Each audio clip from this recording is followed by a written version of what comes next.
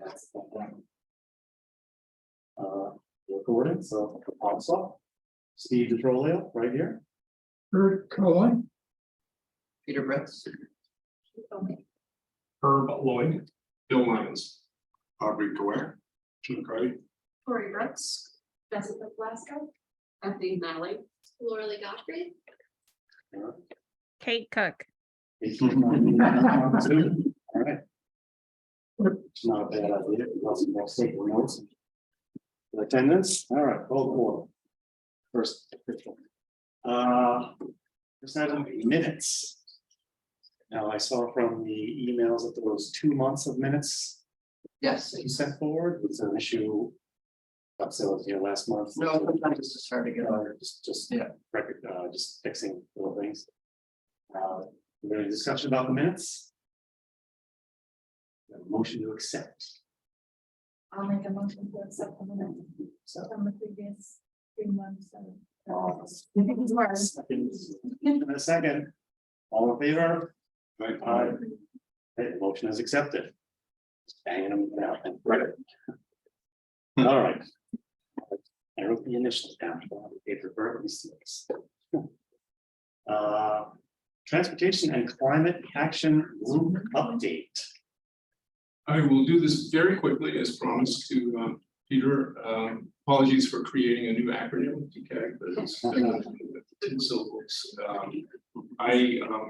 The August meeting, I talked to the committee about plans to climate solutions to put together a transportation and climate working group to surface some early ideas for the climate action plan. It's early input connected to be determined to community engagement with the climate action plan, and things are well underway. We have a group of very active, 6 very active Portsmouth residents, plus occasional participation from Portsmouth High School. We've got 3 students who are interested but very busy and are welcome to pop in and out when they can. So we've been meeting weekly, and we've come up with about 6, give or take, 6, 7, 8 priority areas, and we're researching a Portsmouth context for these. These are geared toward reducing transportation sector greenhouse gas emissions in 2 categories. One is reducing trips by single occupant vehicle drivers, reducing emissions from those fossil fuel burning single trips, and the other is shifting from traditional fuel vehicles to alternative fuels, particularly EVs. So those 2 categories. Most of the proposals we're working on are related to the first mode shift. One is new types of public transportation, shared mobility, micro-mobility, micro-transit, lots of buzzwords, but basically sharing vehicles and reducing single occupancy trips, trying out some new things like maybe a loop around Portsmouth that would complement existing fixed route bus service, but would go from major origins and destinations directly without really what's more of a radial system with coast and connecting neighboring communities to something that's more frequent, either a fixed schedule, fixed route, or using some app types of platform for something more flexible. And second, improved walking and biking, really pivoting off of the city bike pedestrian plan, looking to connectivity to the new greenway that will be in place in 2023, and really looking at these sorts of approaches as connected one to the other and not silos and not one-off sorts of things. Focus on community engagement, particularly on understanding the value and the attractiveness of alternative modes. So without a community understanding and willingness to try new things, we could build lots of bike paths and run lots of buses, but I think people will still be wedded to their normal ways of travel. So that would involve working with the broad community, employers, hospitality industry, and schools. And the climate action plan really gives a perfect opportunity to add some impetus and interest in the alternative modes, not only to get you from where you are to where you need to go, but also to address the climate goals. And connecting land use and transportation, particularly for new developments and affordable housing, so that we're sure that the alternative types of transportation are there for new developments, particularly for new housing, affordable housing that might be coming, let's say, on Route 1 South. Encouraging shifts to EVs, and that would be finding a strong role, practical role for Portsmouth to support that. And finally, looking at trips that begin in and outside of the city limits of Portsmouth by really coordinating with the regional planning agency to see what kinds of trip reduction and management would be done. We're trying to set these different strategies in a Portsmouth context, and then looking at some really nice best practices from peer communities, beginning with climate action plans and how they've approached the transportation sector.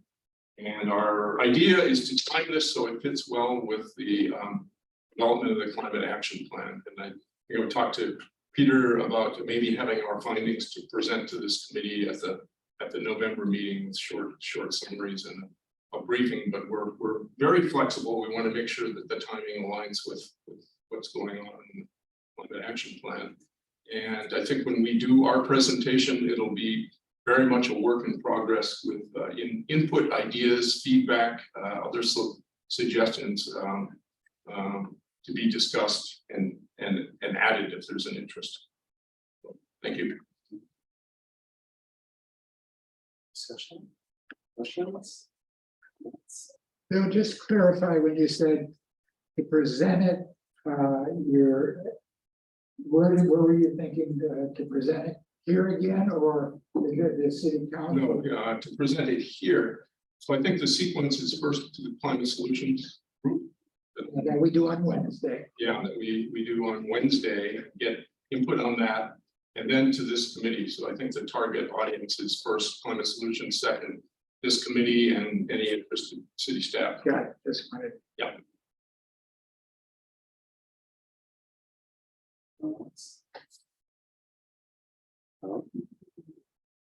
That I know. No, I guess I just had a thought, sorry. Steve.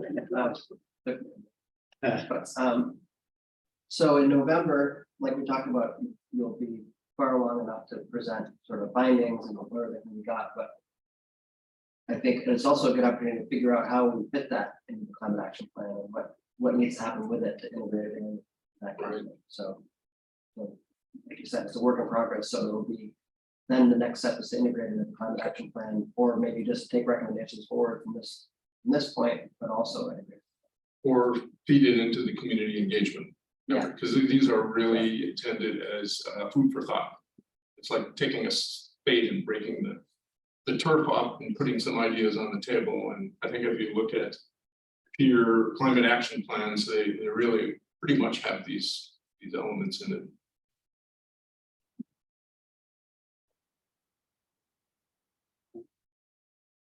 Moving on to Green Buildings Subcommittee update. Who will be presenting that? I can. Okay. So Peter, Aubrey, and I have met twice, I believe, since the last meeting. This meeting.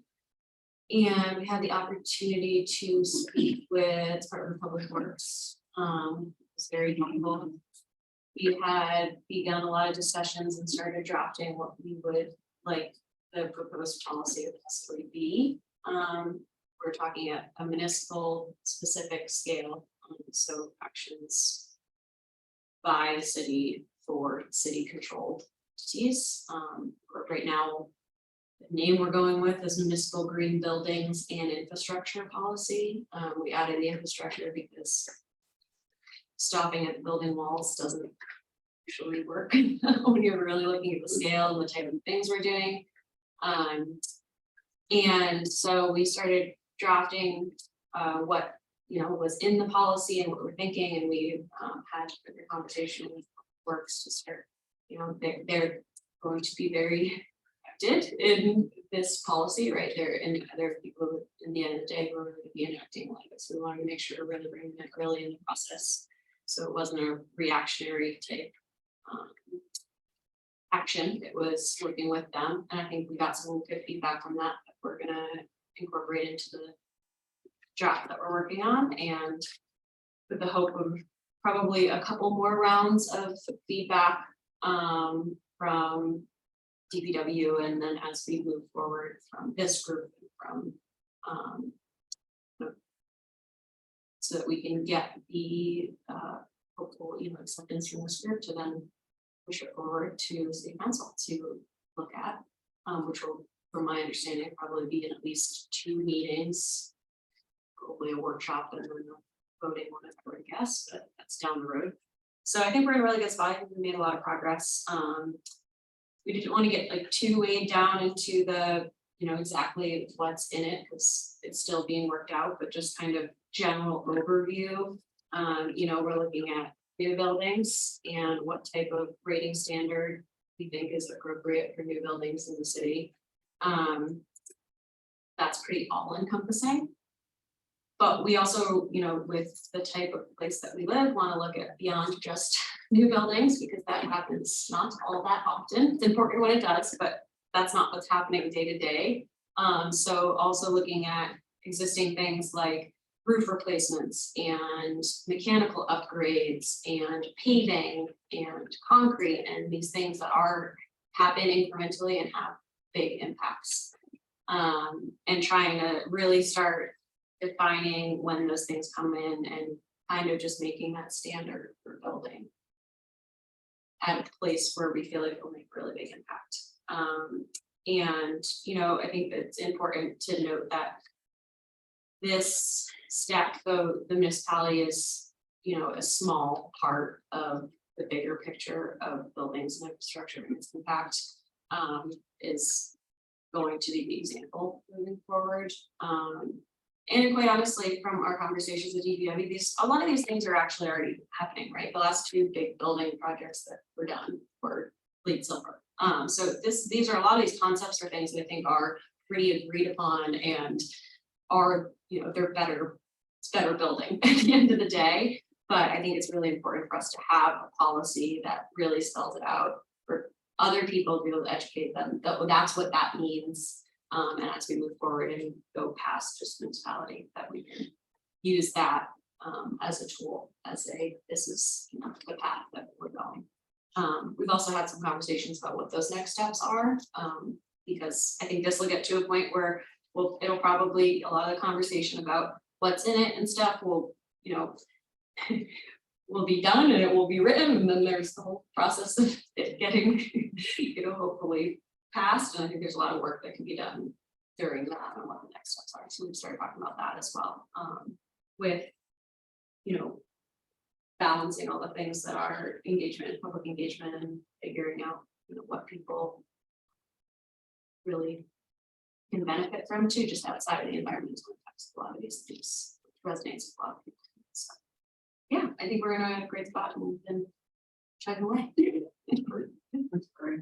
I have a question. Yeah. So, when we met with Beverly Zenz, the planning director, she mentioned Rick Painter and the projects looking at incentives. Is that something that you and all are going to follow up on, or is that? Yeah, so I think it's something that is in that next round, right? That's once we get into the community realm.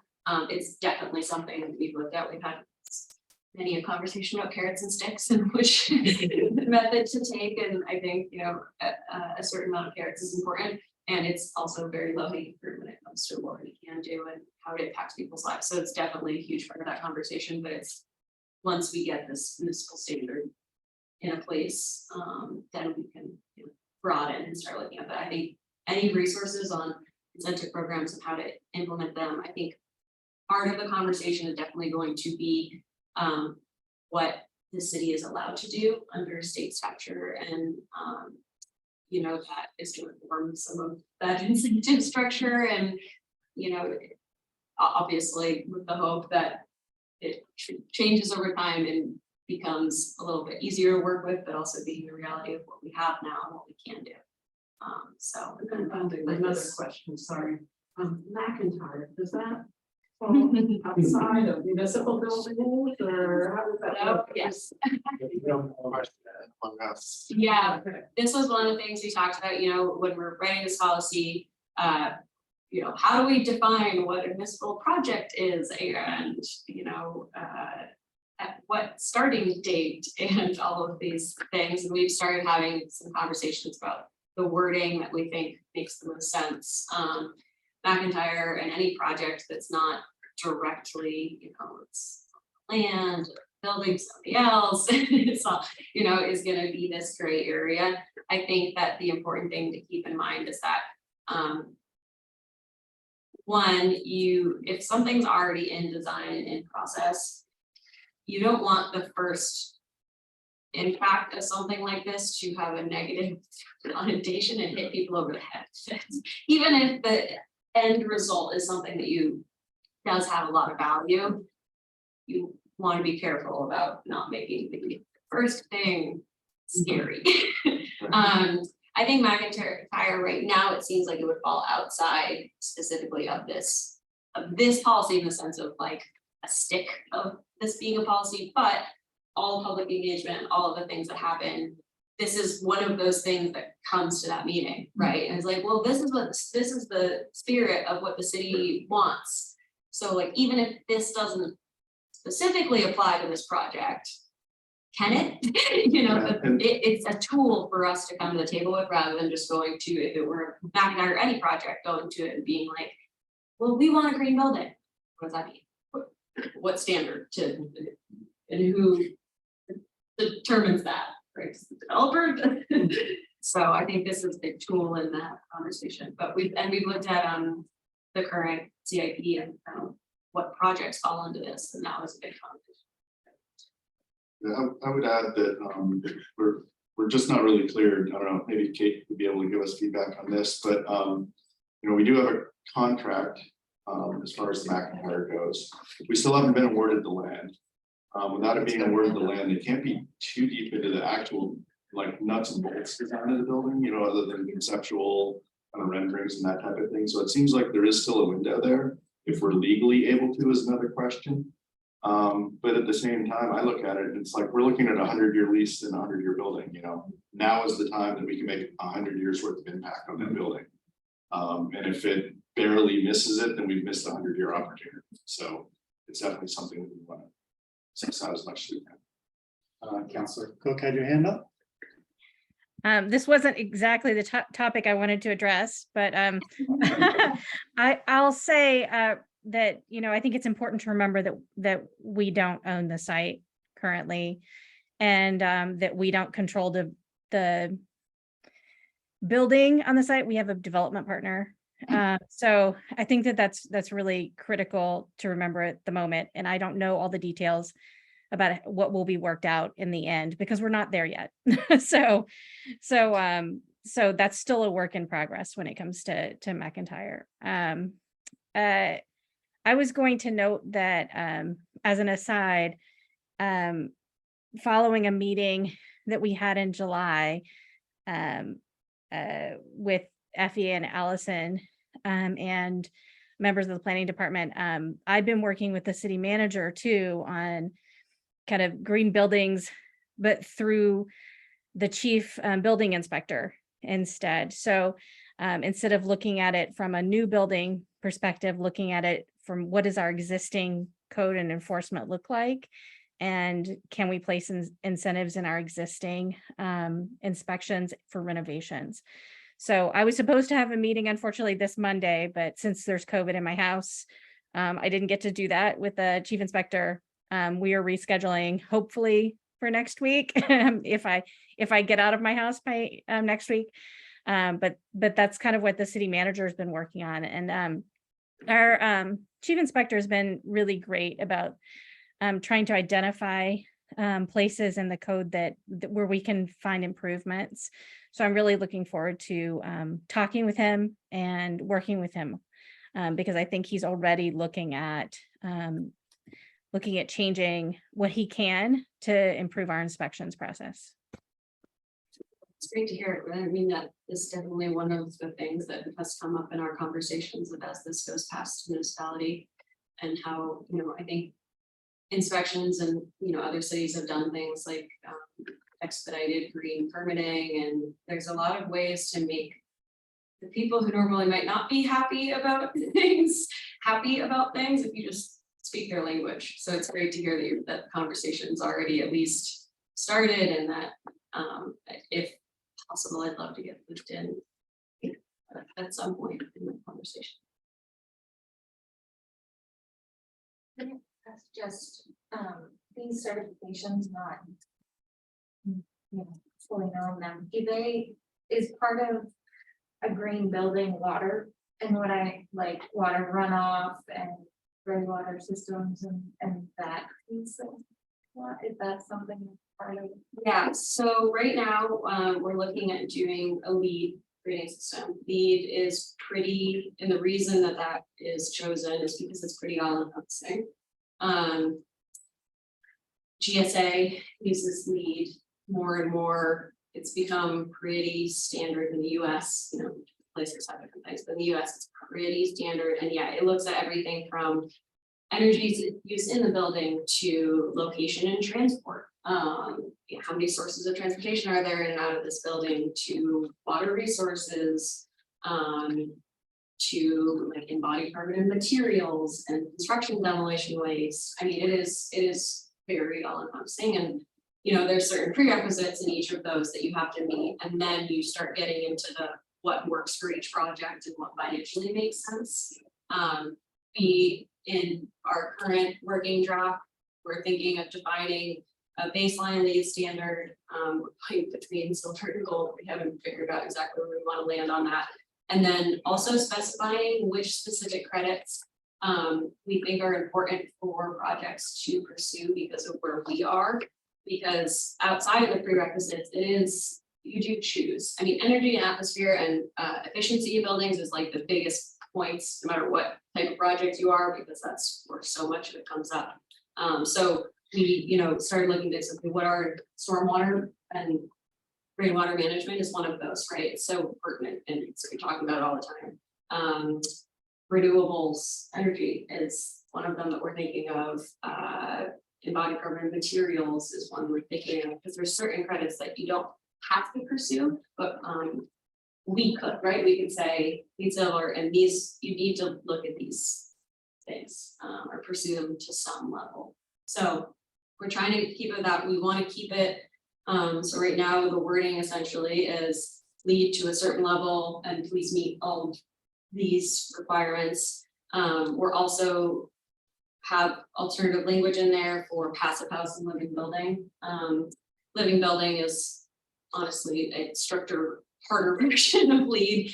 Passive house does not tend to have as many of these outside the building envelopes really looking at energy efficiency, but it's so, and we can speak more to this, but it's so good at that in general, people are achieving that. They're pretty aware of a lot of the other things as well, because it's so high grade.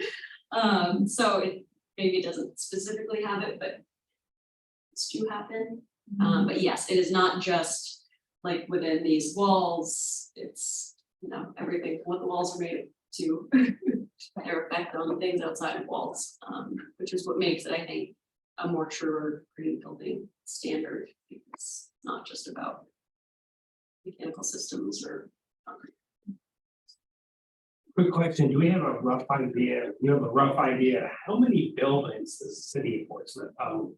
And I'm thinking, I drive down the road and I see pump houses.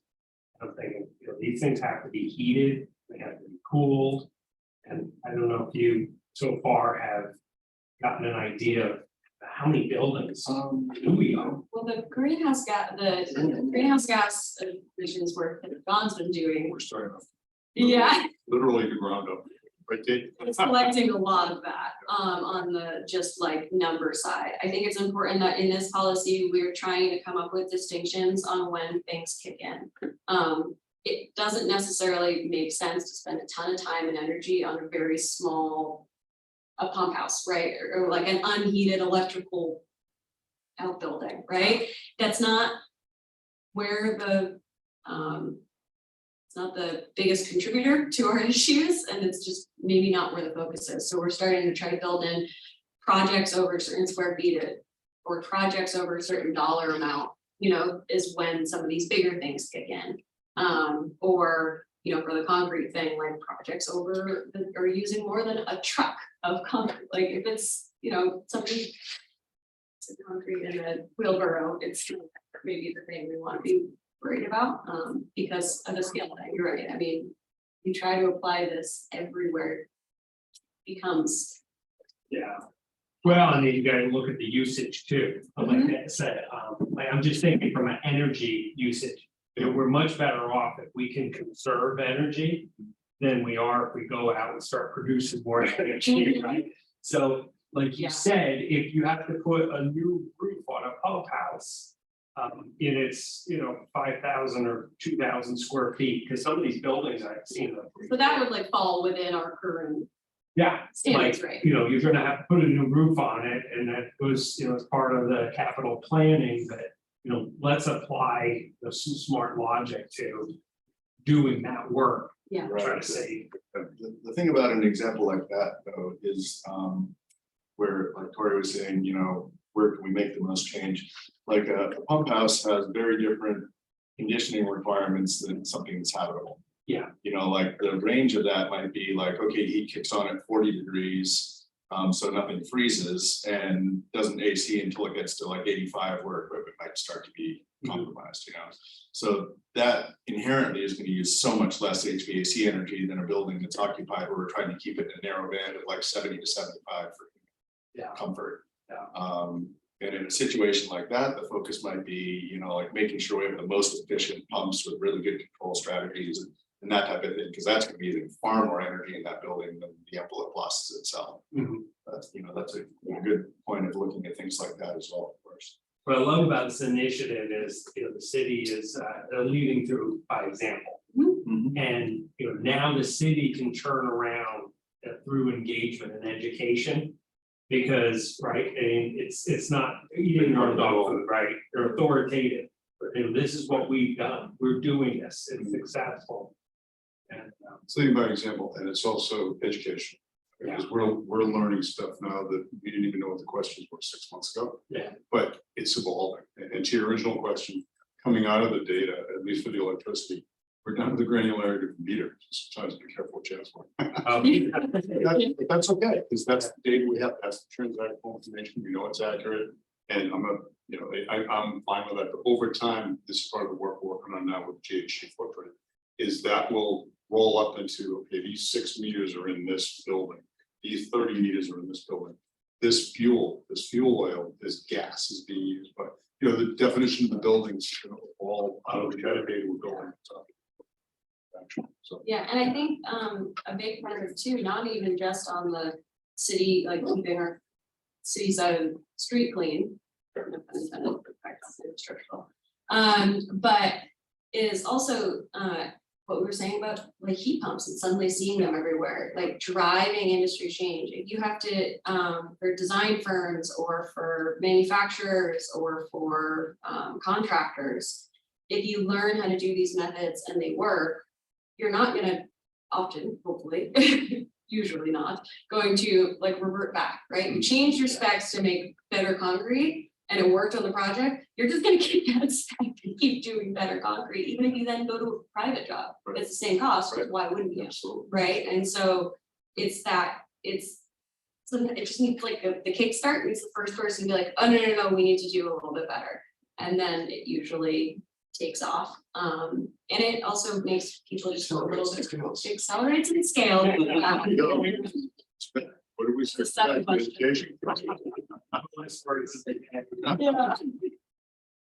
Well, and I would just add that the city is doing a lot, as Victoria pointed out, the way we do things, but just changing the pumps in those pump houses from single power pumps that always run or don't run, variable drive pumps, we save huge amounts of energy, and changing all our lights to LED, it's huge amounts of energy. Right. That are calculating the greenhouse gas emissions, but I think the more we can talk about it and then show what we're really doing through a policy is gonna have that leadership example, and get people to do things maybe that wouldn't help.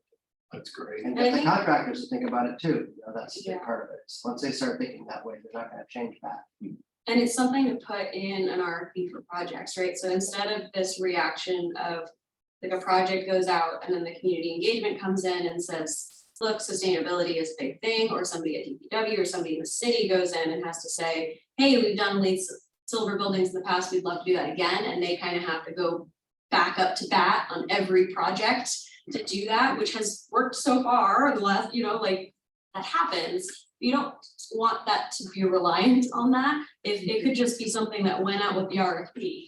And it's, oh, you have to follow this. And sometimes you get to the same spot, but one way is a lot easier than the other way.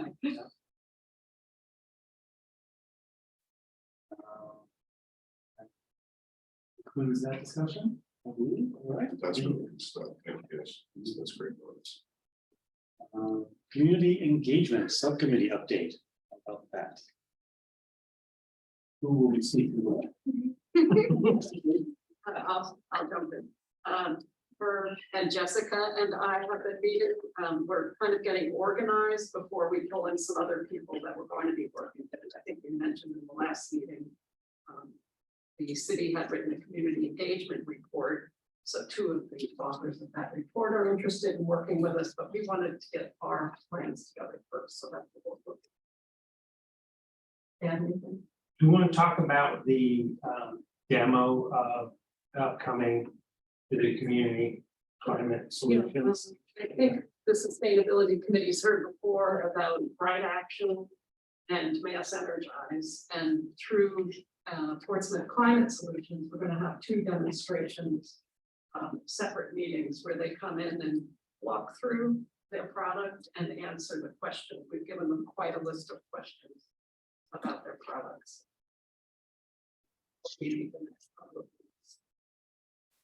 And if anybody wants to join us or has comments they want to send to me, that's great. Feel free to do that. That's this Wednesday and then the following, what, 2 consecutive Wednesdays. There's gonna be presentations at both those meetings, is that what you're saying? Yeah, we have the people from the, One from the first one and the. Yes, so Bright Action will be there on the 28th, and then October 4th will be Mass Energize. these are all virtual. Yeah, I'm sorry, over Zoom, yeah. And what time is that? 7 o'clock, 7 to 8. Sorry, the brain action, what was the other one? Mass Energize. And they're community interactive platforms, or one of them calls themselves a community interactive app.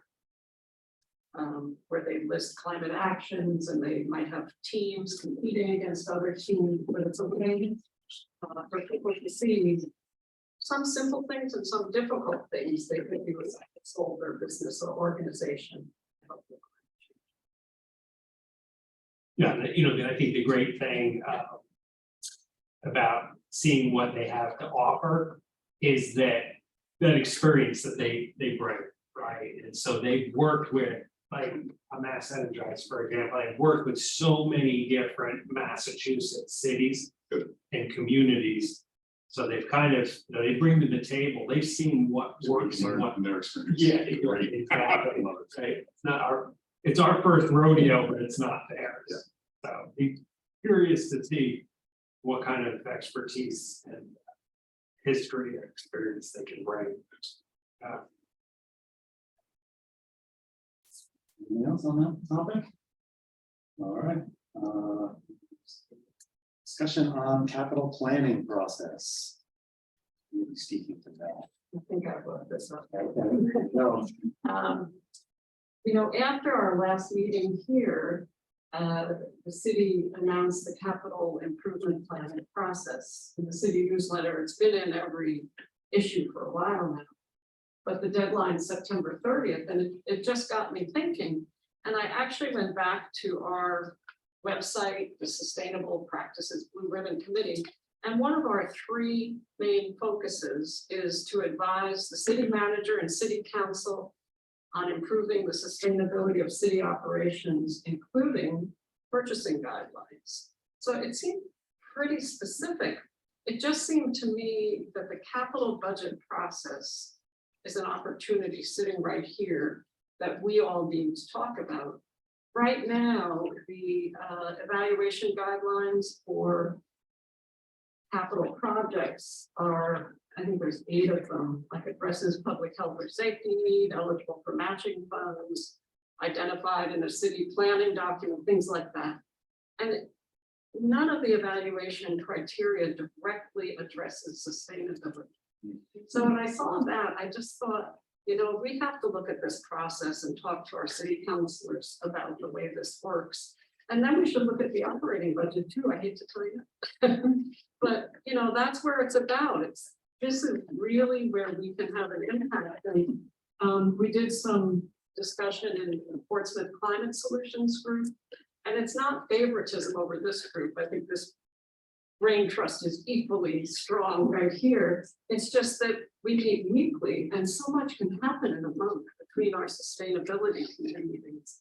So we came up with a list that included submissions could include discloses impact on greenhouse gas emission, increases use of renewable energy, improves energy efficiency, promotes energy conservation, protects, preserves, restores natural resources, addresses water conservation or reduction of water consumption, minimizes waste generation, maximizes use of reclaimed recycled materials, plans to address city needs equitably across population groups and neighborhoods, estimates the cost of not implementing a given submission.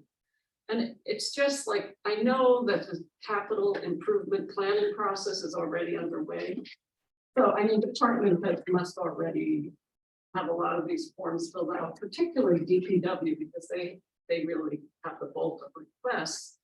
But I don't know if there's some way to have at least some of the proposals reporting on the greenhouse gases, you know, get people thinking that way. So I just wanted to bring it up here, and Kate, please feel free to jump in as our sole city councilor tonight. We've talked a little bit, and I did have a call with Beth Moreau, just I know her a little bit. And she said, well, although our evaluation criteria don't directly address sustainability, they do look for things that tie back to the master plan or the bike ped plan or whatever like that. So that's kind of a tangential connection. But to me, given where we're at with climate change, it just doesn't feel strong enough to me. So I just wanted to check in with the group and see how we want to work with our city council and work on this generally. Just a quick thought on that. You know, I would be surprised if the climate action plan came back and didn't include something like that as part of their suggestion. So yeah, why wait for that to happen? Why not just get on the ball with that right now? In my opinion, I agree. Saying why not have submissions instead of just sort of tangentially refer to the master plan? Why not just have them address it directly? This is how, so what we want, so it's really, this is how it's gonna, you know, it's pluses and minuses of its environmental impact, or whatever, just and make that a consideration going forward. Why not? I think, sorry.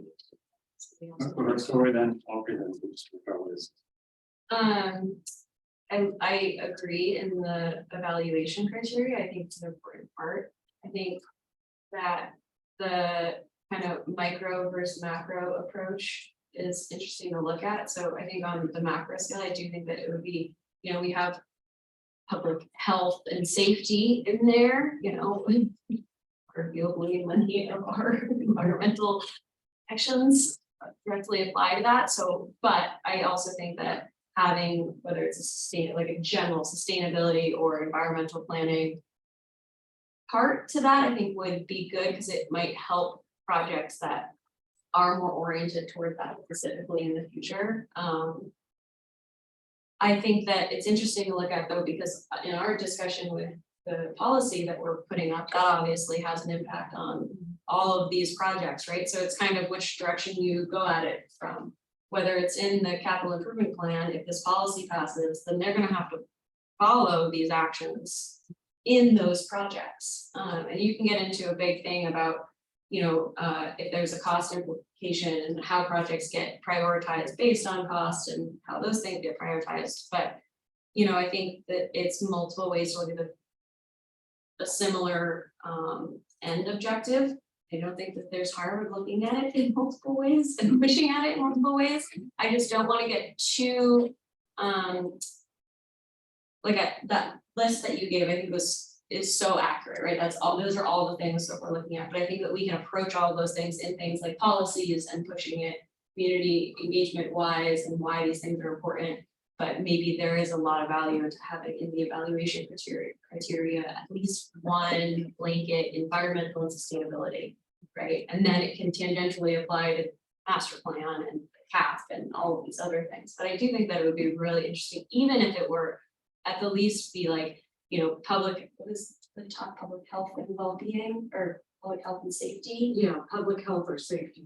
Yeah, maybe, in the least case, if it's not adding an environmental category on its own, which I think would probably make more sense, is it public health and safety and like environmental well-being, I think that language in there probably would be really impactful in itself, but I think the actual change might happen on a more micro scale on the projects themselves. I was gonna add to that, but I can wait.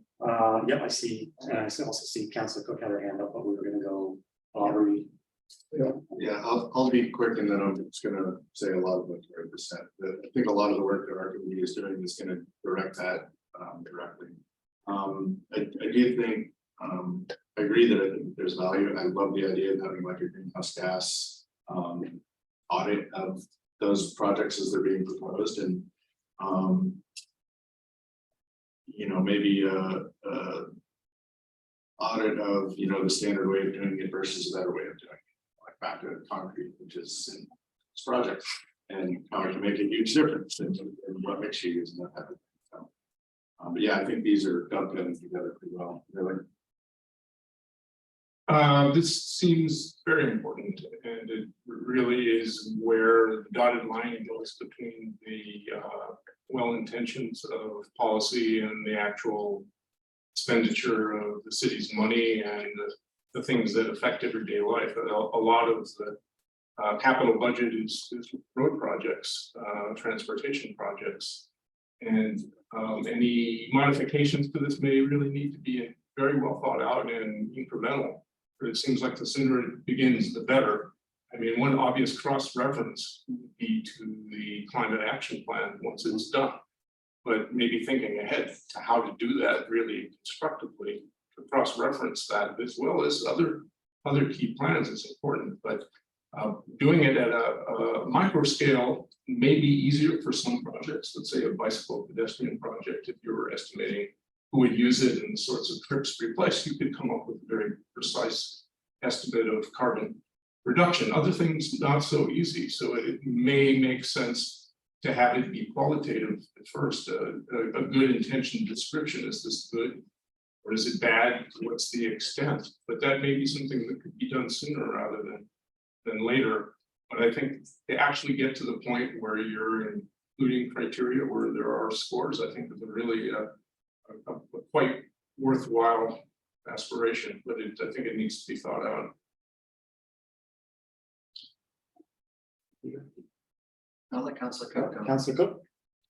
I was just going to add to that. I actually, I hate to say it, but I think the climate action plan is truly going to drive a lot of these changes in the way that we do things at the city level. The capital improvement plan is difficult. Changing the criteria for that would require some overarching report that said we needed to change the criteria. And we all know that it would be wonderful to change the criteria for projects, but the climate action plan can drive that and drive those changes in the criteria for looking at CIP projects. And I think that the climate action plan must also drive more green projects in the CIP, because we will have to be, because of the standards in the climate action plan. The thing that's frustrating about that is time frame. You know, I feel like there's a lot of urgency right now to do something, but it's going to be a while before we get our climate action plan in place. And we're expecting that to drive all these policy changes. So the question is what can we do? Like, what little projects can we do that are capital improvement projects? And they have to hit that $50,000 mark to be in the capital improvement plan. So, you know, if you can think of projects, I think Councilor Denton had a great idea with EV charging stations, because that went in the CIP budget last year. And we anticipate adopting more money in the CIP this year for that and for the next several years. So if you can think of immediate projects that we can address in the CIP, I would put them forward before September 30th. You know, the things that I think about are the building that you guys are all sitting in right now needs a new HVAC system desperately. I don't know when that's coming down the pipe. I don't know if it's coming this year, next year, or further down the line. But it's that kind of thing I can think about, you know, what would it cost to fund that, not just a new system, but a high efficiency system. And I would assume the city's already looking at a lot of those things, but sometimes it's a difference in having the budget or not having the budget for the better system that is a better environmentally for us. So what would it take to put a solar panels on the building you're sitting in? I don't even know if we can. I don't know. Peter might have a better idea. So what would it take? Can we put that in the CIP budget? You know, those are the kinds of projects that I think that we could be thinking about right now to get in as a suggestion for September 30th. And then know that there's several opportunities along the line to amend that, because it goes before planning. They make a presentation to the council and then councilors add to it. So we have some time, but it'd be great to get the projects in early, because then they're presented as part of the bigger capital budget. Yeah, so I think those are all really great points. And everything everybody's saying is really right on, I think. I think one of the things to think about, though, is the capital planning process. Some of the projects, you know we need a new HVAC system. We don't know how we're going to build it. That's a good example. But a lot of the projects that are thought of in the capital plan are things that people, it's almost like a wish list or a needs list is a better way to put it. And the actual purchasing guidelines that come about aren't there. They're at the next stage. So I guess the first point, I guess, is it has to be well thought out when you're going to change the capital process, that you're not making someone do a whole bunch of work for a project that may not even get authorized. And that's part of it. It's sort of like this step process. It's not the budget they're going in, it's the capital. So once they get approved in the capital plan, then they go to the budget.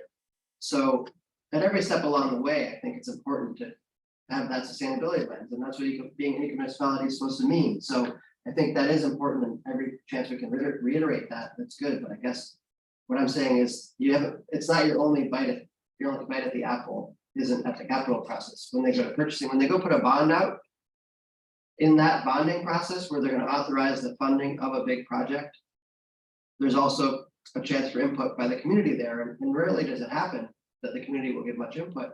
And usually those bonds go in place because people have heard about the project for so long, and now we're going to pay for it. So there's an opportunity there to say, I think you should authorize this, but I think it'd be nice if you did it in a greener way.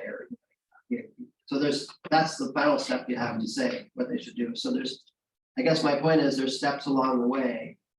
And again, let's not get hyper focused on this, because this is the city's operations and we got to look at the community too. So it's just one piece that we need to look at. And I think they're good points, but don't forget, we got to get the community on board too. How are we going to do that? It's what the climate action plan, I think, is going to focus on more. I think the climate action plan will have recommendations for purchasing guidelines, and it will have goals for the city operations. But I think what we're trying to do with the climate action plan is get community engagement really ramped up and get people on board in the community too. So I always try to bring it back to that, because that's where our biggest need is. I think the discussion about the process was really important.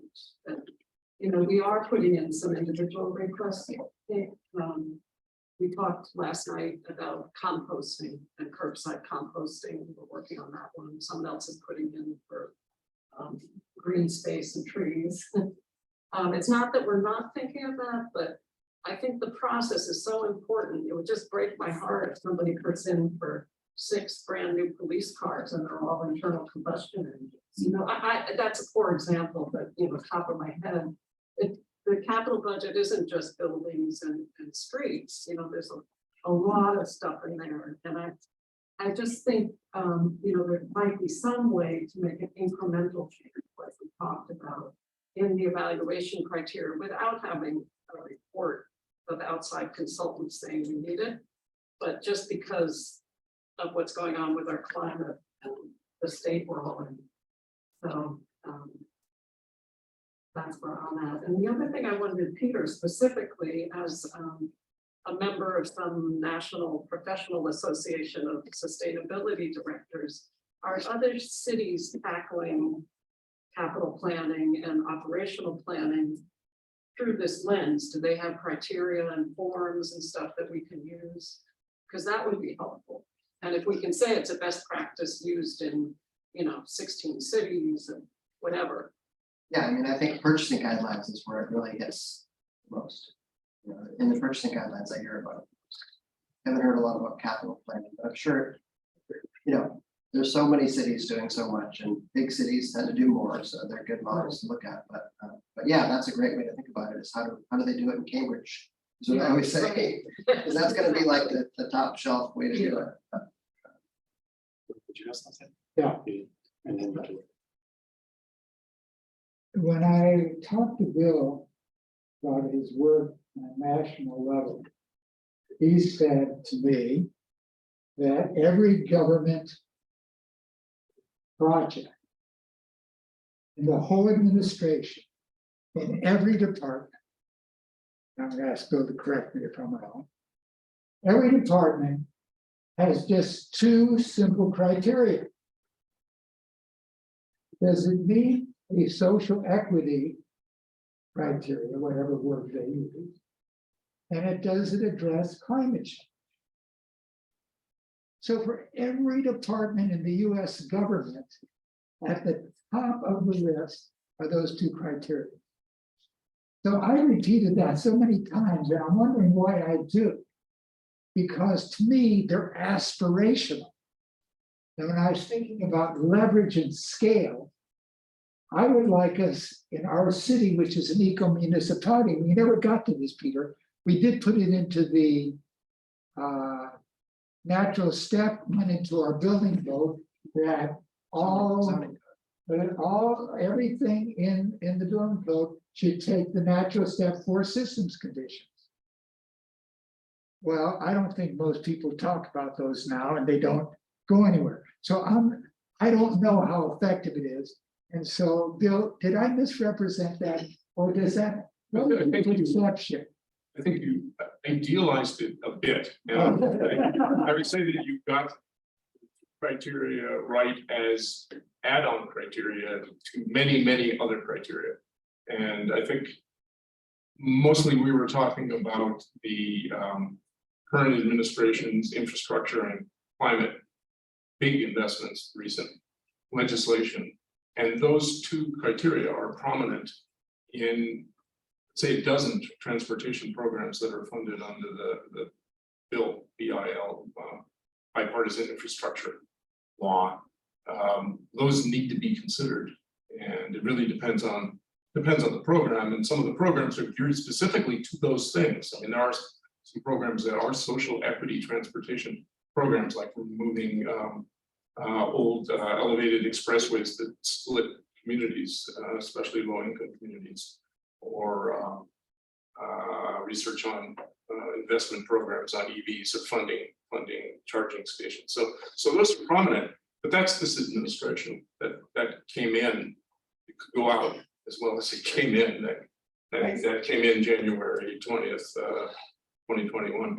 I guess the question I'm asking, which is, I was talking to Peter Briggs and to Karen in the farmers market. And one of the things that came up when I was talking to Peter was, if if we, and this is all about public engagement, I'm not making suggestions, I'm really trying to open dialogue. What is it that inspires us and doesn't set something back? So if we put too many criteria on, then people are gonna say, get off my back with sustainability. And we don't want to do that.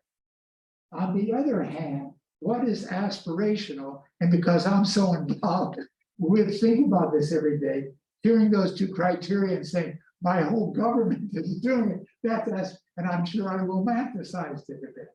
But the question is, and this, Kate, goes to your situation, everybody who does apply, if they even think about it, there's no criteria, but how does this affect social equity and so forth? Is that a hindrance or is that an inspiration? I don't have an answer. It's just the question that I don't know what people's experiences with that. Councilor Cook? Sorry. I just wanted to say that when the city council is reviewing the CIP budget, you know, coming and talking at every single meeting that we have on the CIP and giving us that lens would be incredibly helpful. Because that forces the council to look at every project in the CIP budget with this lens before we choose to fund them. So, and I think that that's really what we're asking, is to look at things through a certain lens. The council's already adopted a goal of making sure that we're addressing climate. And so it's reasonable to ask the council to use that lens. So even if those who've put together projects aren't, the council will. So are you suggesting that we get on the agenda or whenever it's being discussed that our committee come and say, as a committee that is mandated to give our best practices, we would like to just reinforce what you're already now aware of, but here's the two criteria that we see, just this is a great lens to look through and you've done in Medicaid and that kind of thing. I think that would be fantastic. If the committee timed it out right before the council starts looking at the CIP budget, that would be great. The other place where you could approach is you could approach the planning board before, while they're considering the CIP, because they approve it and move it forward to the city council. So you could go at it two ways. You can approach the planning board and ask them to use this lens, and then you can approach the council and ask them to use it. Great, and when are the next, do you know the dates, or we could look that up, or does anybody have an idea when that comes about? I know the planning board starts the review pretty soon, like October is my thinking. And it doesn't come to the council though until January at the earliest, usually January or early February. I think it's October. I don't think it's as late as November, but it goes to the planning board and then it goes to the council. Thank you, that's a great concrete suggestion, thank you. Yeah, I think, what I like to look at like this project with is where things come from and where they end up, which is often the same place, and there's all these steps we take because we're complicated human beings in between.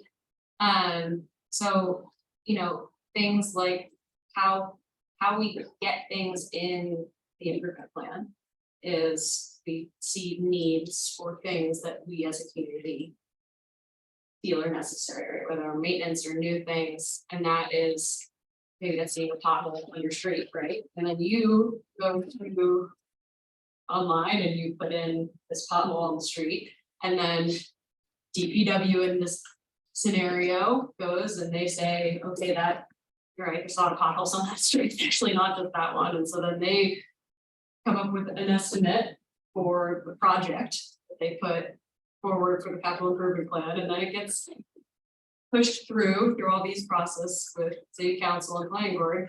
But then once it's pushed through, and then once it goes through budget, it goes back to DPW when they figure out what to fill the pothole with. And so I think it's important to have that lens all the way throughout, but understand that the impact of getting the project on and getting the project done to the standards that you want are actually the same places. And that's the people on the ground who are either estimating or coming up with this project, people who are responsible for those projects, whether it's DPW, whether it's people making purchasing decisions about transportation. And, you know, they're driven on the larger lens, obviously, and approved on the larger lens by planning board and city council, making sure that it's within the realm, but as far as the action goes, I think it's a less intimidating group. And I think that's where like things like, you know, whether it's building policy or conversations about transportation are important to be having, not just when the boomerang goes out every couple of years and it's on the big stage. Because the changes are happening. And I think what's important, like when we're talking about the green building policy, it doesn't. I'm gonna put my foot in my mouth here. It doesn't matter when the capital improvement plan goes out. It matters when the policy is enacted. Because we'll have to uphold that policy within reason, obviously. Can't blow a whole bunch out, but you know, and so. I think it comes to a head, it's important to have that lens every, is it 2-3 years? What's this? CIP. Yeah. Annually. 3 years. It's a 6-year planning, Oh, 6-year planning, but it's every year. I think it's important to keep that lens, but I think it's important to know that these are things that are being enacted along, these are decision points all at every head of the project, like Peter was saying, during the bond process, and decision points are continuous, they're happening constantly. And you can make an impact constantly in those decision points. There's a schedule for CIP, so. Right. The November planning board meeting, is November 17th, that's when. It's a public information meeting though, so I don't think that's a public hearing, No, but I think they might take some comment. Not sure. City council public hearing in February is certainly a public hearing before they adopt it.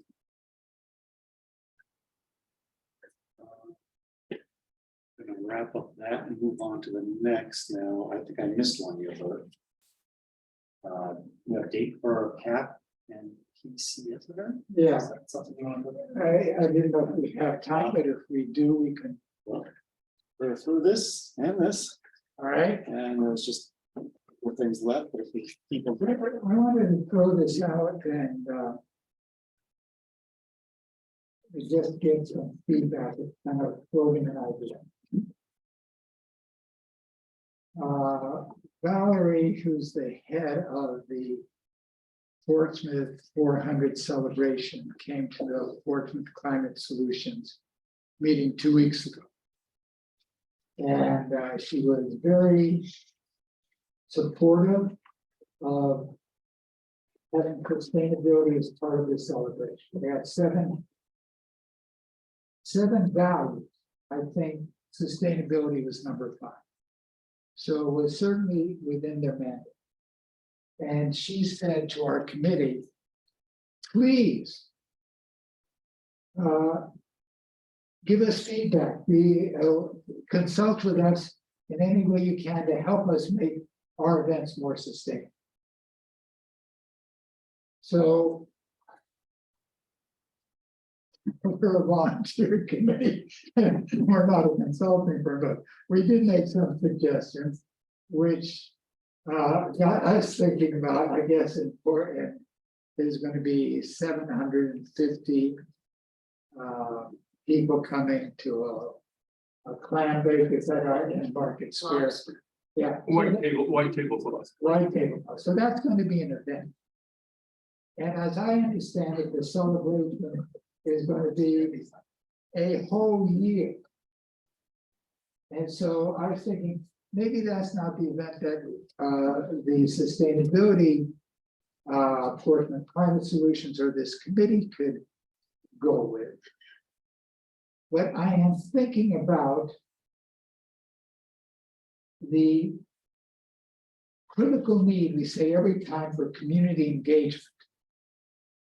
Portsmouth Climate Solutions now is poised to set a date to do some type of support of the climate action plan. The date has to be in by the end of this month. And I'm trying to think, well, what date do we choose? And what kind of event do we have? And so in some ways, the committee next week is going to say, all right, let's take a date.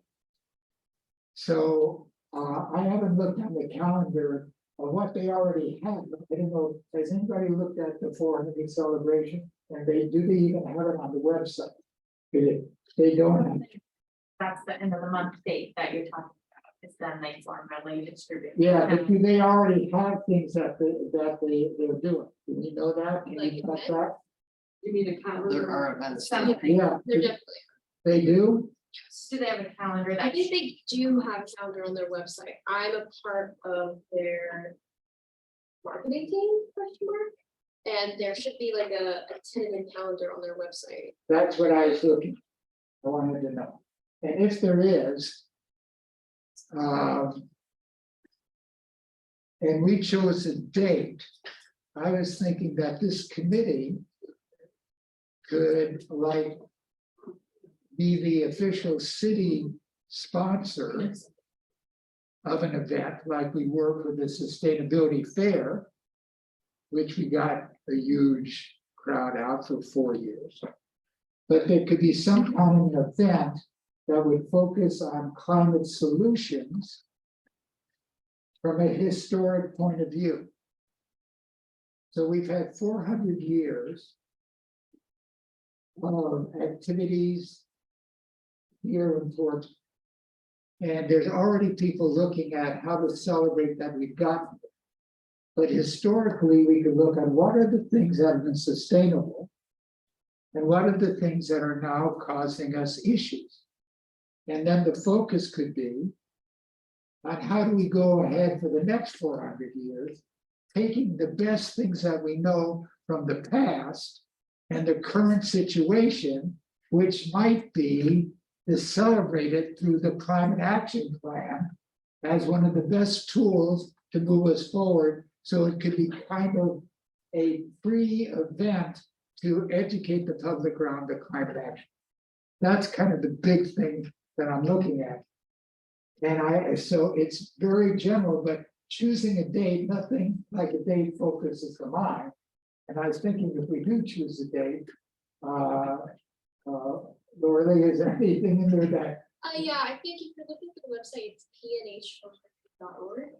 And then you go You find a to calendar. program list. Did you find a calendar? Yeah, there's a calendar listed there, not the most perfect calendar. Yeah, I tried to find, actually, it's Portsmouth NH. There's a lot of stuff in June, like at this point.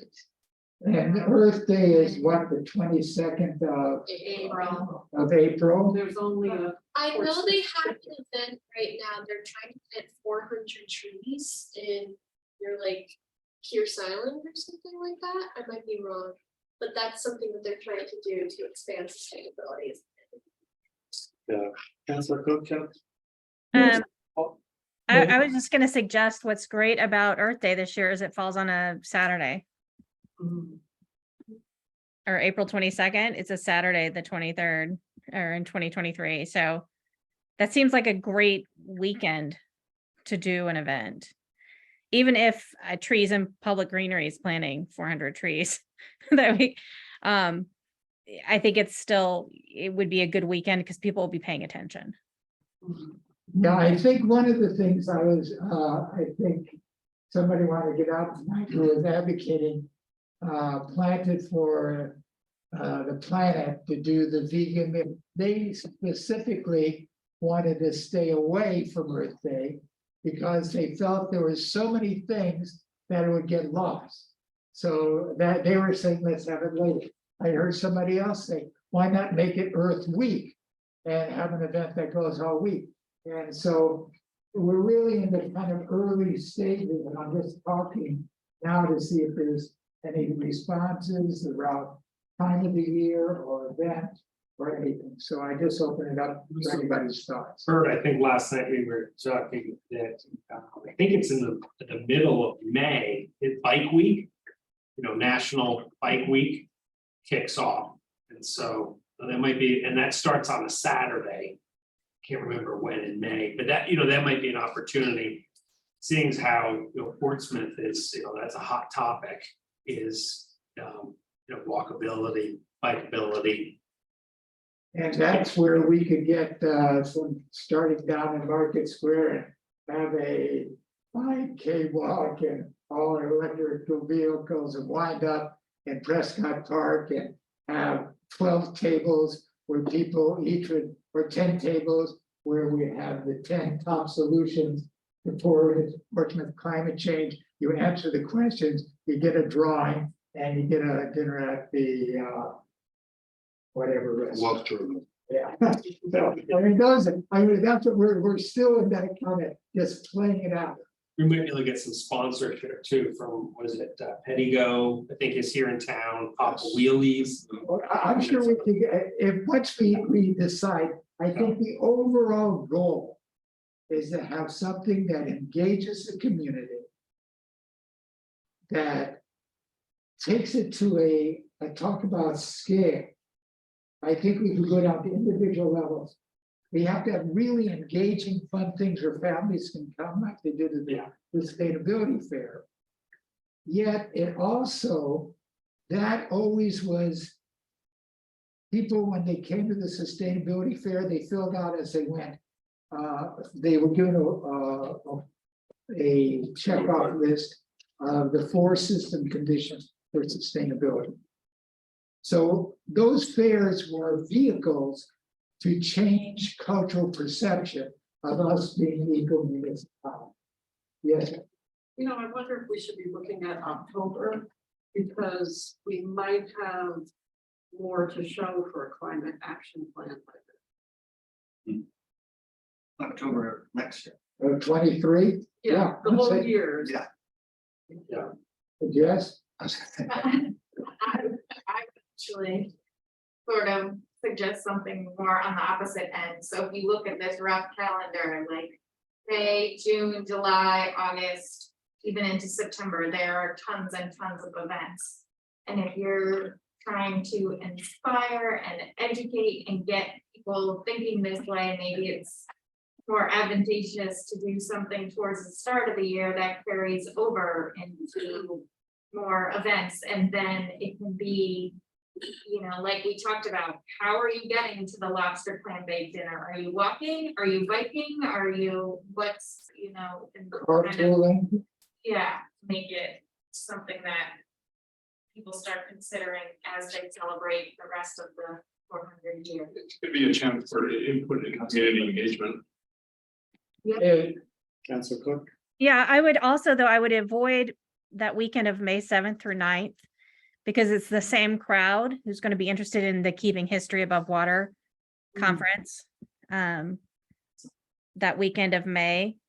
So be sure to separate it out a few weeks so you're not exhausting the same individuals who want to attend specific events. Good, that's the kind of thing. So tell me a little bit about that event again, because It's Keeping History Above Water. It's a nationwide symposium. So it's been going on at different locations so far, but it's truly about what do we do with rising sea level and saving our historic resources in communities. So this, I don't know I don't know if they decided, they were talking about having it at Strawberry Bank. I don't know if it was settled finally that they're having it at Strawberry Bank. At the AC Hotel. Or is it at the AC Hotel? Okay.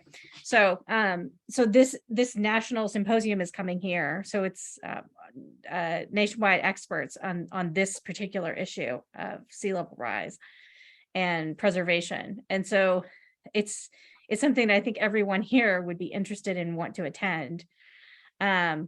So you don't want to, I wouldn't schedule anything conflicting with that. I would also be really careful around scheduling.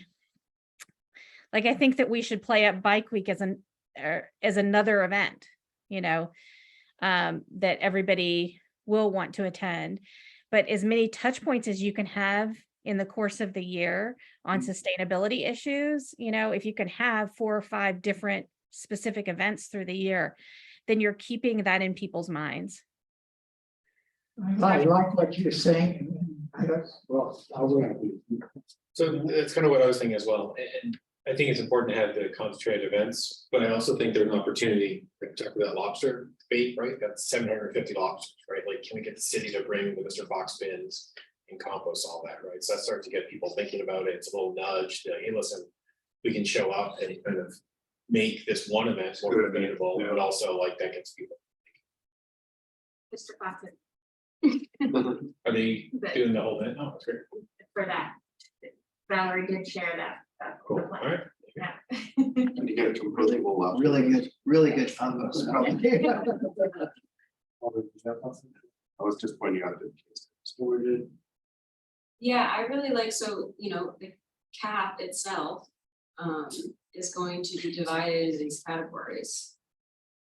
And so can we use events that are already happening to kind of help exemplify each of those categories, right? So instead of making the entire thing about the cap on one day, might be, do we specifically talk about the transportation aspect of the cap? Or if there are, there are events where there are EV cars, or like, how do we tie it all in? And then I kind of like the concept that more towards the end of the year, once this is developed and maybe other things have developed as well, then it is a bit more of a culmination of, okay, we've had the history of water, we've had the transportation aspects, people have seen the compost bins, got the big event, and then it's, okay, here's our plan, here's how it all comes together. I also think it's important to keep the scope as citywide, right? 400, it's not 400 of any of us, it's 400 of the city and our community. And as I don't want to change the perspective to the impact too much, the impact of individual people, and keep it as the impact of our community and our city as a whole, which is what the cap is. So I really like the idea of like, how can we sprinkle it in along the way, and then maybe have one culminating, hey, remember all these things that you saw? Yeah, some of this came up in the meeting Wednesday. Someone in the group came up with the idea of the parade being all carbon-free renewable vehicles. Would be a change for the parade.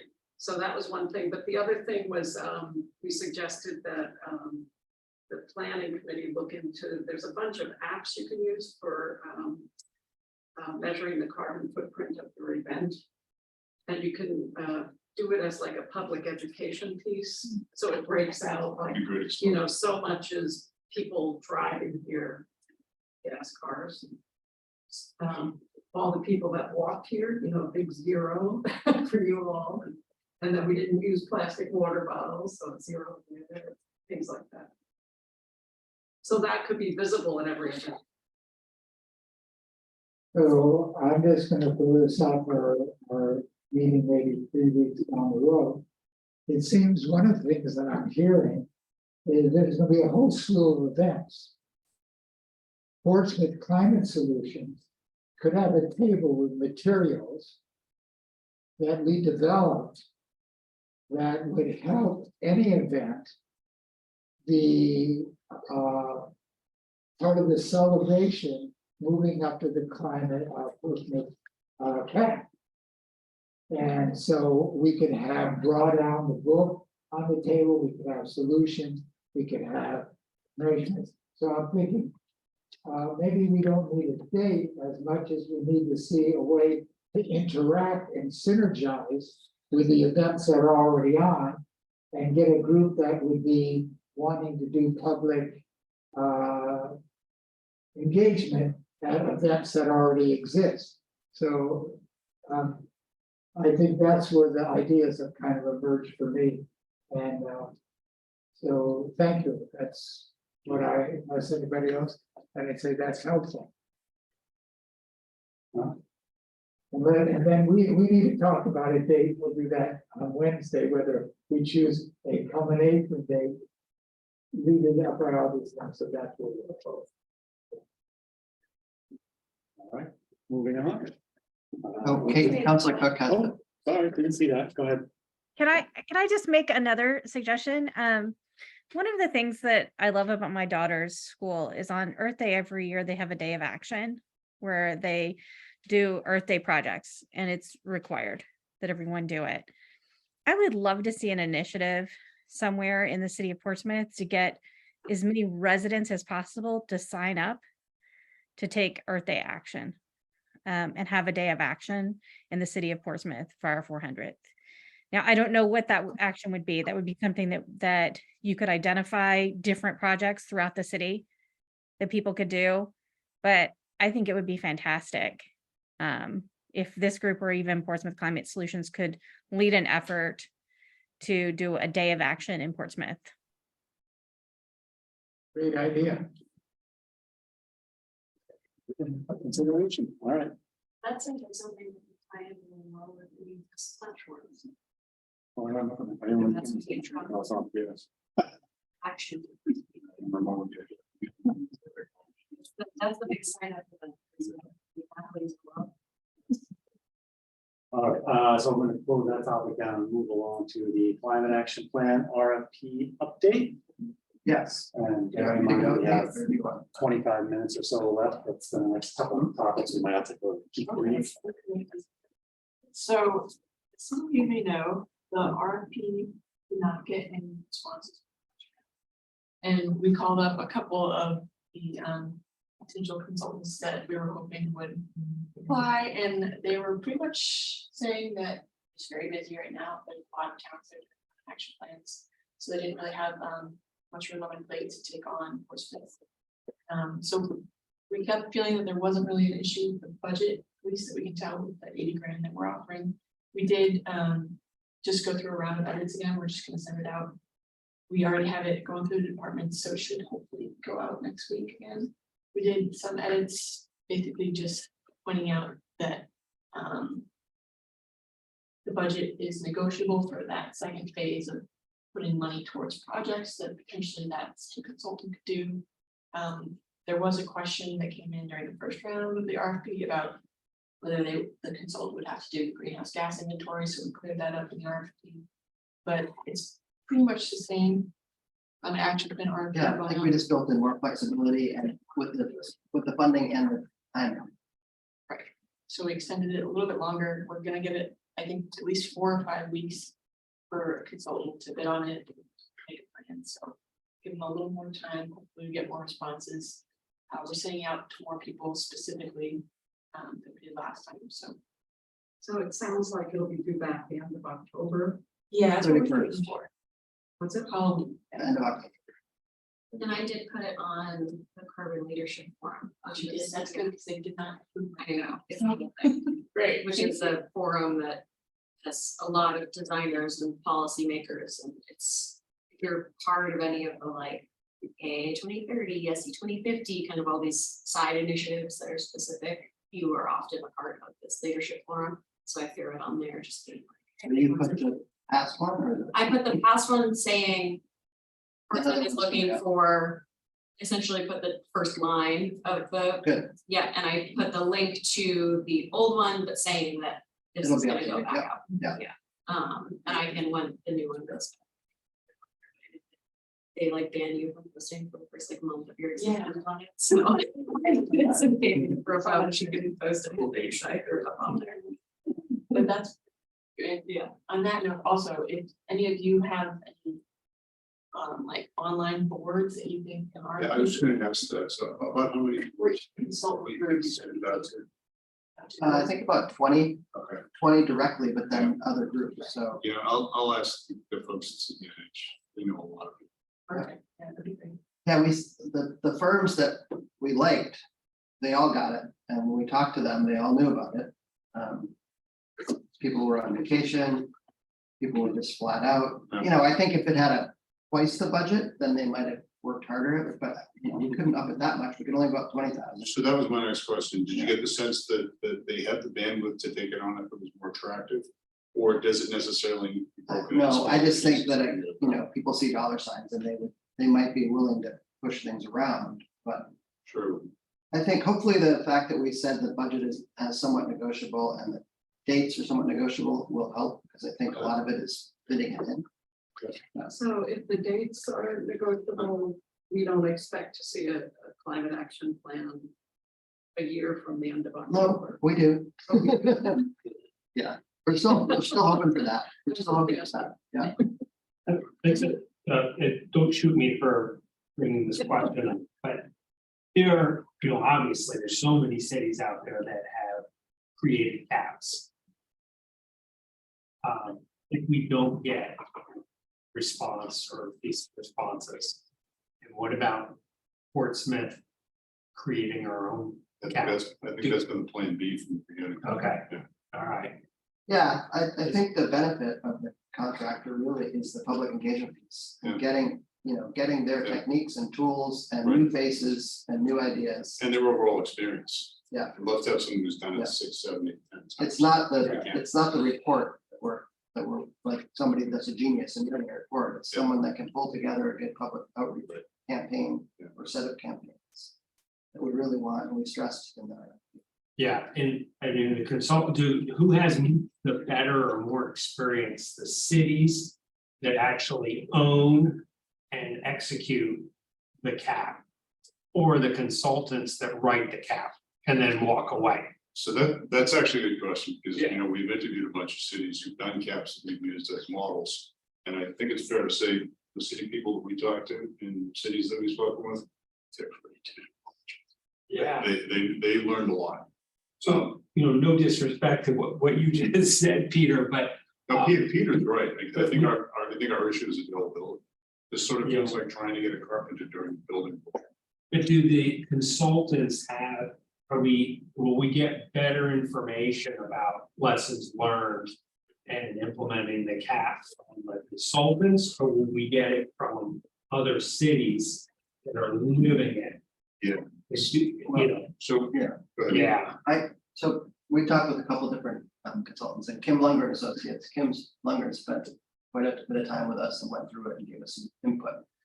And, one of the things we both agreed on was, we don't need you to come in and tell us what we need to do in our climate action plan for climate action. That's not really what it's about. She's like, yeah, that's exactly right. Nobody does. We already know. We already have the list. We got drawdown. We got all these other books. We know what the problems are. Yeah. It's someone that can execute an approach to getting the public on board and to getting things built into your process at the city level that we need. We need that sort of, it's more like almost like someone that can spearhead the effort. Yeah. That's got the experience with operational. the communities, and then customizing it to our community. Because every community is different.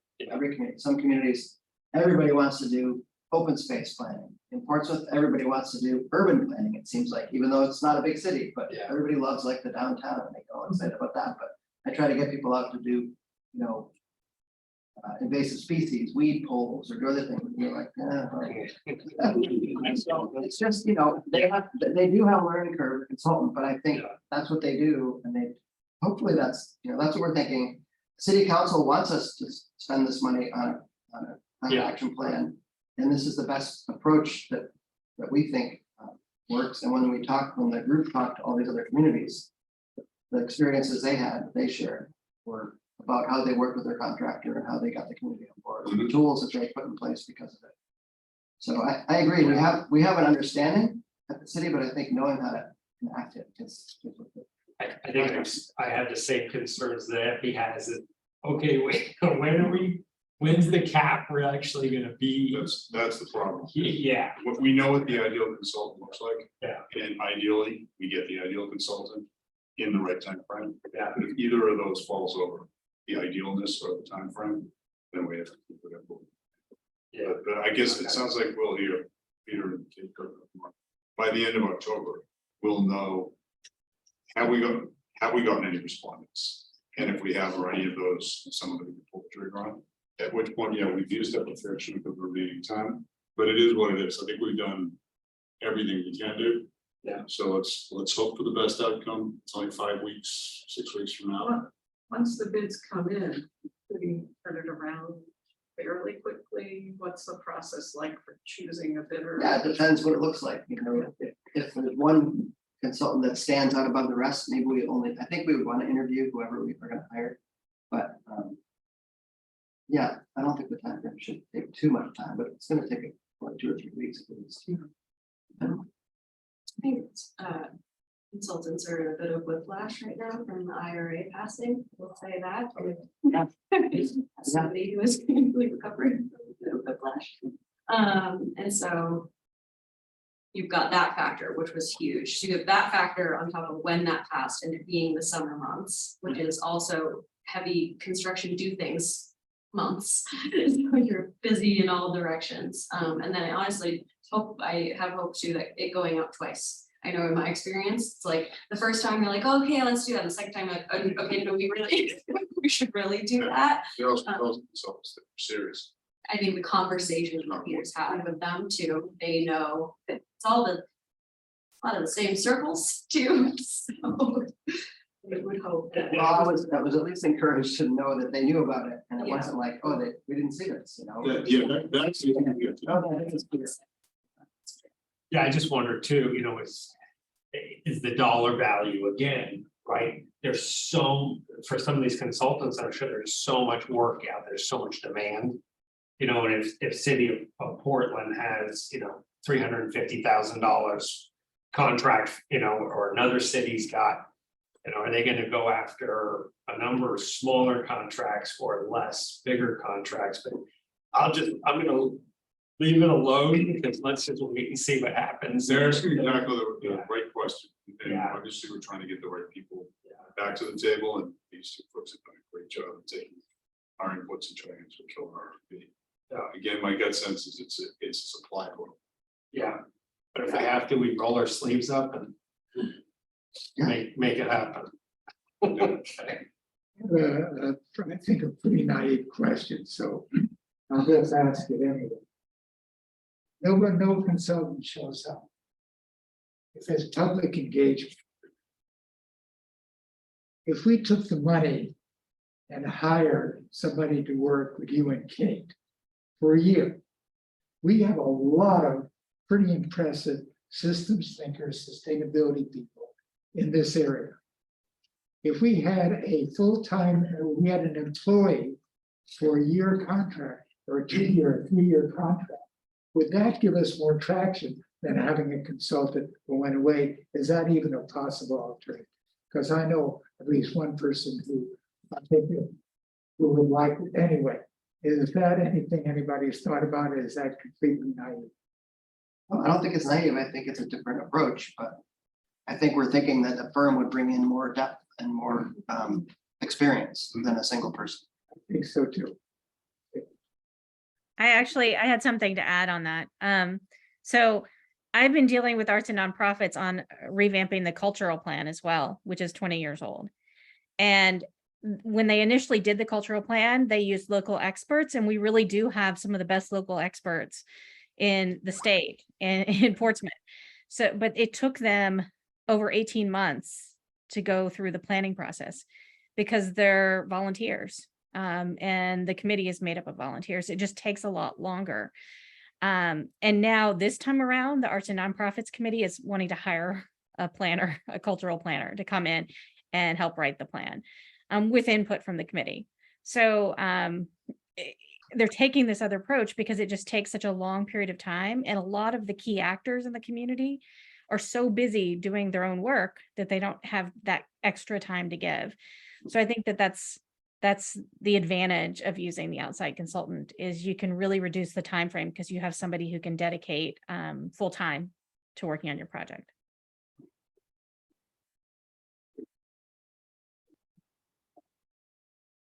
Moving along to the next item, running short on time, climate emergency terminology.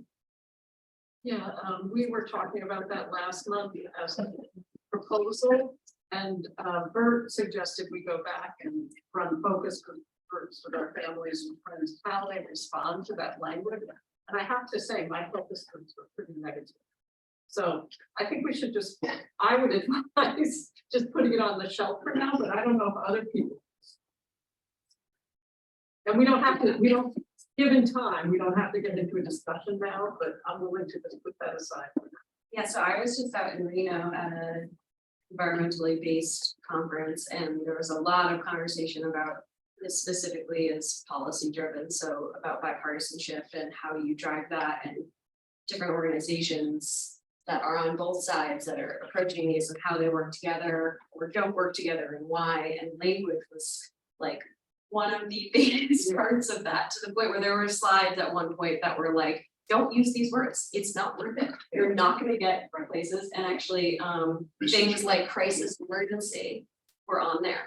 And it's hard to swallow sometimes, because you're like, thought we could agree on some things, but, you know, at the end goal, when you're like, okay, well, like, if I can get to my end goal, it's just not using that word, sounds like, I can, so let's, yeah, just look, it's like. And Josh isn't here to talk about the EV show, but I think everybody's got information about that. Does anyone else? Sunday, October 2nd, is that what we're saying? Second, And what, second. first in Exeter and second here? Yeah. Second here. The second here, and Josh sent out a spreadsheet looking for certain cars. I signed up for it today. Yeah.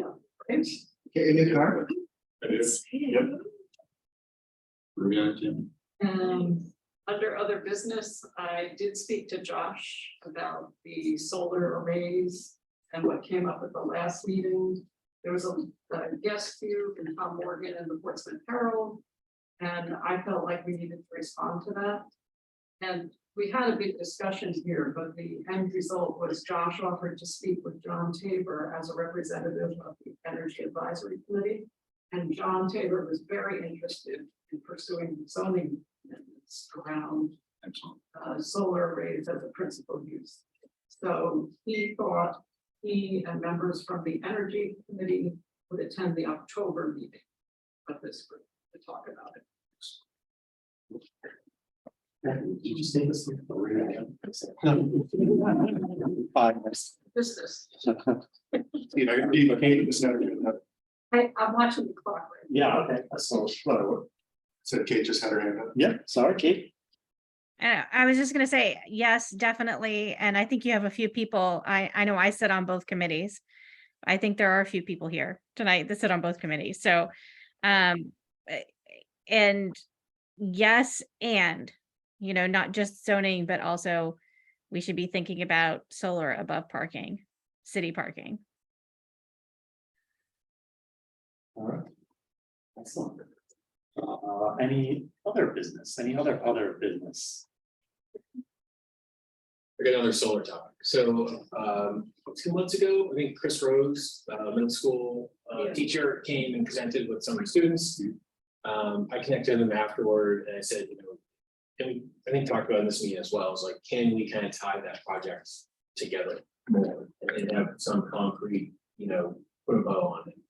And like, would that bow be a solar array on middle school, maybe a library as well, right? I think they're new buildings. I believe that that would be a good place for it, right? So obviously a big project, but floating out now, would anyone think that this group and or the Eco Club as well would want to kind of work with Chris as like a triumvirate of, you know, volunteers to help see if we can, you know, work to make that. Well, that sounds like a capital budget proposal. Yeah, and I think it's, you know, they'll filter down to the kids too, so the kids feel like they're helping contribute. So Yeah, the only reason I raise that is because they're supposed to be on September 30th. yeah, and I don't know if it's. Yeah. I was just gonna say that ties right into what Kate was just saying about, you know, having solar arrays over like city parking lots. You know, it's a huge parking lot right between the middle school and the library, high visibility. A lot higher visibility having it over a parking lot than it would up on the roofs, where nobody's gonna see it. So it just gives it a lot more awareness to it. I think that might be language that, so I know in one of the things that we were looking at in the building infrastructure policy is that in roof replacements, that solar or that general renewable energy needs to be explored. So we purposely kept that language. So high reflectance roofs for heat island effects and that renewable energy needs to be explored, right? So it doesn't need to happen, but it needs to be designed and proposed for then the city to decide if it gets in budgets, and maybe there's an opportunity there. We're already talking about paving. We're already talking about some other things with parking. Maybe that's a similar thing of renewable should be explored in parking projects as well. And then so that's bringing it to the table, right? And then you can get things people involved on. So I think that's a You know, good if you're gonna conversation. repave a parking lot, maybe that's right, something that's considered is. Okay, well, we're digging the whole thing up, just like the charging station over here. Yeah. But to get it, John and Aubrey's point about those two projects in particular, the parking lot and the school. I don't know if this would work, but with the water treatment plant, it didn't need to go in the capital plan because it was a power purchase Because it agreement. wasn't purchased, right? So they didn't buy the panels, they went to a company that financed the construction project. Yep. Taking the credits from the solar That's true. and the, basically, they became the utility company for the city for that energy. And we didn't have to have a capital outlay, so they agreed with us that they would keep our rate like 1 cent below the utility rate for whatever number of years, and at that number of years, that when they got all kind of the most they were gonna get out of it, then we could buy it back, and then we'd own the stuff, so it doesn't necessarily, I mean, you could put it in the capital plan, but it doesn't necessarily have to go. Maybe the planning or design piece, you do it, design, then it wouldn't be such a big item in the capital plan. But to look at places around the city where, and I think this is already happening, it works, but it would formalize it, places around the city where the city could work with energy providers to put in renewable energy. So would it make sense for the boards to work with Aubrey Warren? And I see Kate has her hand up, so. Counselor? No, I was just gonna add, this is the opportunity to put in money for a plan. For like the consultant, you know, this is something that we had talked about a while ago about the green buildings initiatives and getting potentially getting the city's consultant that's been working on housing to assist in changing codes. Well, the CIP budget is a place to put money in for a consultant to maybe write new policies around solar or, you know, assist with building changes. So that might be something that we could put in there in the same way we did a climate action plan. I think there's a bunch of ideas. They have the best way to potentially make this so. But I think that it have like direct impacts for the students and where they are and the fact that they came to us. I think maybe at some point we could share with them what we're trying to do on municipal level for policy that's going forward, just 'cause that's like a here and now, and I think a lot of things are things that they talked about. And I think what he was saying about what do we get in the next 7 days, what do we get in the proposals, but I appreciate your urgency to make sure that they feel heard. I think it's really important. I think they admit they've struggled with, you know, some of their work just goes for naught. They want to continue going, so I'm trying to break this into a smaller and more bite-sized thing as opposed to changing policy for all. So, Let me throw out scaling, right, because we talked about that at the beginning of the meeting.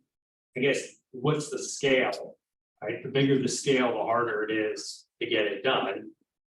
Because of, you know, being able to fund it and et cetera. Is there potentially some project that the kids in the middle school could drive that wouldn't take a lot of capital expenditure to implement? You know, maybe it's a couple solar panels to drive some exterior lighting or something like that. That's not, you know, grid connected, but the kids still are like, wow, this is cool. Like we did this, we planned it, we implemented it.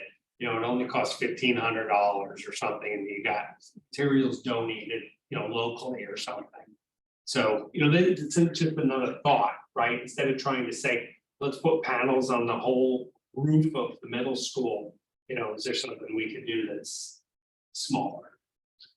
That's a fair point. There's an energy I would love to harness in this, and it's the energy of those kids. So whatever the project winds up looking like, however big it is, and however it gets paid for, I will raise my hand and say this way that we in this organization can work with the kids, make sure they're feeling heard. Maybe we expose them to some of the ugly sauce.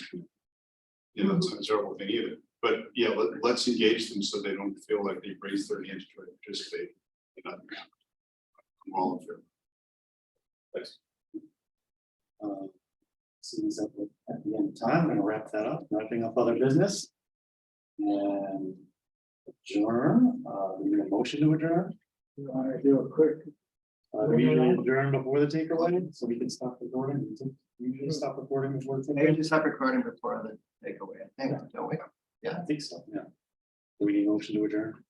I think you can adjourn the meeting as the chair. As the chair, I will adjourn the meeting. All right. I do like that.